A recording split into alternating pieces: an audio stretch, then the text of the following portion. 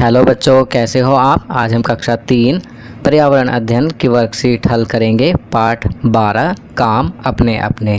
तो चलिए वर्कशीट हल करते हैं। प्रश्न 1, निम्नलिखित जगहों पर काम करने वाले व्यक्तियों के नाम लिखिए। तो यहाँ पर हम लिखेंगे विद्यालय, शिक्षक, प्रधानाचार्य, सफाई कर्मी, चौकीदार इत्यादि, पुलिस स्टेशन, पुलिस वाले, अस्पताल, डॉक्टर, नर्स, वार्ड बॉय इत्यादि, डाकघर, डाकिया, पोस्टमास्टर, क्लर्क इत्यादि। चलिए अगला प्रश्न करते हैं। प्रश्न 2, निम्नलिखित व्यक्तियों को उनके कार्य से उचित मिलान करें। बिजली मिस्त्री, इसका मिलान करेंगे बिजली उपकरणों की मरम्मत करता है से। दूसरा, उपचारिका, नर्स, नर्स क्या काम करती है, मरीजों की देखभाल करती है। तीसरा, मोची, जूतों की मरम्मत करता है। चौथा, नाई, बाल काटता है। पांचवा, गाड़ी मिस्त्री, मैकेनिक, कारों की मरम्मत करता है। छठा, शिक्षक, शिक्षा देते हैं। सातवां, डॉक्टर, चिकित्सक, रोग का पता लगाकर इलाज करते हैं। आठवां, डाकिया, लोगों तक उनके पत्र पहुंचाता है। नौवां, पुलिस, अपराधियों को पकड़ती है। 10वां, अग्निशामक व्यक्ति, फायरमैन, आग बुझाकर लोगों की रक्षा करता है। चलिए आगे बढ़ते हैं। प्रश्न 3, दिए गए उपकरणों के चित्रों को ध्यानपूर्वक देखें और इन्हें उपयोग करने वाले कारीगरों के नाम लिखें। संकेत, रंगसाज, पेंटर, राजमिस्त्री, बढ़ई, मोची, नलसाज, प्लम्बर, बिजली कारीगर। चलिए चित्रों को देखकर इन उपयोगकर्ताओं के नाम वहाँ लिखते हैं। पहले चित्र में लिखेंगे राजमिस्त्री, ये सभी उपकरण राजमिस्त्री के हैं। और दूसरे चित्र में रंगसाज, पेंटर, ये सभी उपकरण पेंटर के हैं। चलिए आगे बढ़ते हैं। तीसरे चित्र में सभी उपकरण मोची के हैं, तो यहाँ मोची लिखेंगे। चौथे चित्र में बढ़ई लिखेंगे, ये सभी उपकरण बढ़ई के हैं। चलिए आगे बढ़ते हैं। पांचवें चित्र में बिजली कारीगर लिखेंगे, ये सभी उपकरण बिजली कारीगर के हैं। और छठे चित्र में प्लम्बर, नलसाज लिखेंगे, ये सभी उपकरण प्लम्बर, नलसाज द्वारा प्रयोग किए जाते हैं। चलिए आगे बढ़ते हैं। प्रश्न 4, दिए गए चित्रों की सहायता से बताइए कि निम्नलिखित व्यक्ति किस व्यवसाय से जुड़े हैं और ये किस स्थान पर कार्य करते हैं। पहला आपके लिए किया गया है, आप देख सकते हैं। पहला चित्र नाई व्यवसाय का है और कार्य करने का स्थान सैलून है। तो दूसरा चित्र देखते हैं, व्यवसाय डाकिया, कार्य करने का स्थान डाकघर। चलिए आगे बढ़ते हैं। तीसरा चित्र व्यवसाय शिक्षक, कार्य करने का स्थान विद्यालय। चौथा चित्र व्यवसाय दंत चिकित्सक, कार्य करने का स्थान दंत चिकित्सालय अथवा क्लिनिक। पांचवा किसान, कार्य करने का स्थान खेत। चलिए आगे बढ़ते हैं। जीवन कौशल, जल प्रदूषण। जल प्रदूषण झीलों, नदियों, समुद्रों, महासागरों के साथ साथ भूजल का दूषित होना है, जो कि हानिकारक रसायनों, अपशिष्ट उत्पादों, प्लास्टिक आदि के कारण होता है और उसे उपयोग व पीने के लिए अयोग्य बना देता है। चलिए आगे बढ़ते हैं। आप देख सकते हैं यहाँ पर जल प्रदूषण का कारक भी दिखाया गया है कि किस प्रकार जल प्रदूषित हो रहा है। लोग अपने अपशिष्ट पदार्थों को इधर उधर जल में डाल रहे हैं, जिससे जल प्रदूषित हो गया है। चलिए आगे बढ़ते हैं। जल प्रदूषण के कारण निम्न परेशानियों का सामना करना पड़ता है। पीने के लिए पानी कम हो जाता है।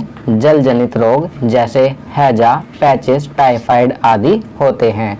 पशु जीवन के लिए भी जल प्रदूषण हानिकारक होता है।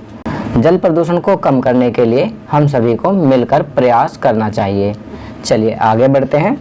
अब यहाँ प्रश्न दिए गए हैं। प्रश्न 1, महासागर की तस्वीर को देखिए। चित्र में जल प्रदूषण का कारक बनने वाले 5 वस्तुओं की सूची बनाएं।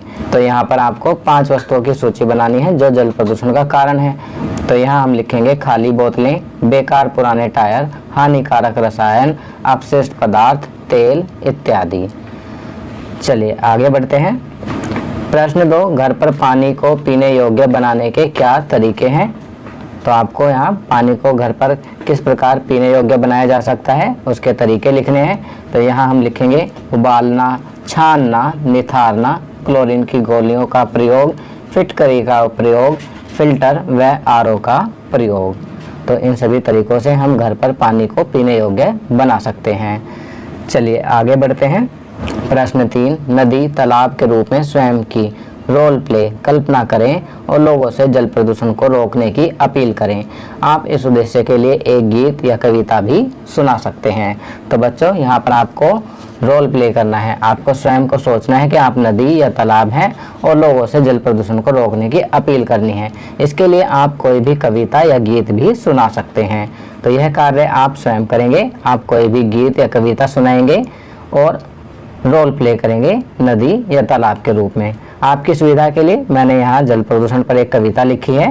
पानी गंदा आया नल में, पिया बीमार हुआ वो पल में, उसको उल्टी दस्त हो गए, हाथ पैर भी सुस्त हो गए। पानी सदा साफ पीना है, स्वस्थ रहो लंबा जीना है, आओ मिलकर कसम ये खाएं, जल प्रदूषण को दूर भगाएं। तो यहाँ मैंने ये छोटी सी कविता लिखी है, आप भी कोई भी छोटी सी कविता या गीत यहाँ लिख सकते हैं। चलिए आगे बढ़ते हैं। संस्कारशाला, छोटी छोटी पर बड़ी बातें। हम अपने विचारों के वशीभूत हैं, अगर हम अपनी सोच नहीं बदल सकते तो हम कुछ भी नहीं बदल सकते। तो यहाँ पर कहा गया है कि हम अपने विचारों के वशीभूत हैं, अर्थात हम अपने विचारों के अकॉर्डिंग काम करते हैं। अगर हम अपनी सोच नहीं बदल सकते हैं तो हम कुछ भी नहीं बदल सकते। खाद्य रंग पीला, पीले रंग के खाद्य पदार्थ, उदाहरण के लिए केला, आम, पीली दाल आदि आप अपने खाद्य पदार्थ के रूप में भोजन में खाएंगे। खेल टिक टैक टो, चिड़िया उड़, आप घर पर टिक टैक टो या चिड़िया उड़ खेल खेलेंगे। गतिविधि पौधों को पानी देना, और घर पर जितने भी पौधे हैं या आपके आस पड़ोस में पौधे हैं आप उनको पानी देंगे। चलिए आगे बढ़ते हैं। दैनिक दिनचर्या, निम्नलिखित आदतों को अपनी दिनचर्या में शामिल करें। अपने माता पिता का अभिवादन करके अपने दिन की शुरुआत करें।